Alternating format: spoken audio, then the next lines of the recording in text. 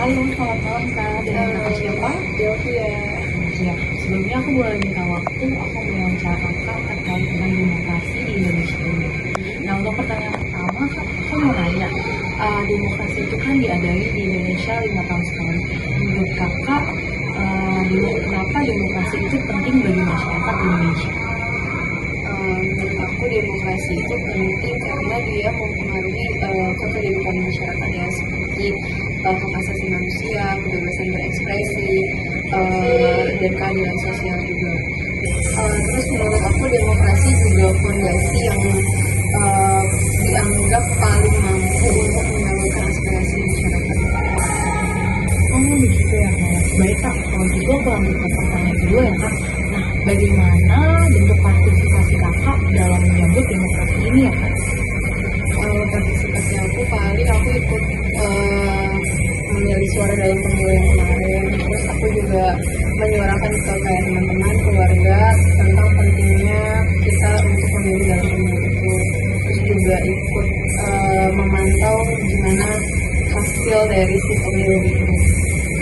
Lanjut ke pertanyaan selanjutnya, menurut Kakak, arti dan makna demokrasi bagi Kakak sendiri itu apa ya, Kak?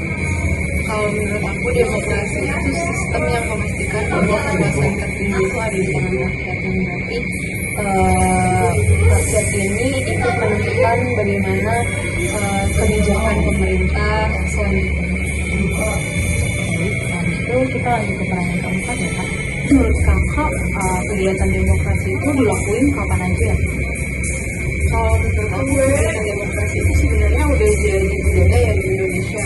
Kayak kehidupan sehari-hari pun kita dalam pemilihan partai pun kita pakai sistem demokrasi, pemilihan apapun kita pakai sistem demokrasi. Ya, pemilu itu puncak dari demokrasi yang menentukan gimana negara ini selanjutnya. Jadi memang kegiatan demokrasi ini harus terus dilakukan dan terus aktif, terutama dalam puncaknya itu pemilu. Oke, Kak, kita lanjut ke pertanyaan terakhir ya, Kak. Menurut Kakak, tokoh demokrasi yang Kakak kagumi sendiri itu siapa, Kak? Tokoh yang aku kagumi itu Mr. Sartono, karena beliau itu merupakan seorang pengacara dan politikus yang ikut memperjuangkan kemerdekaan Indonesia.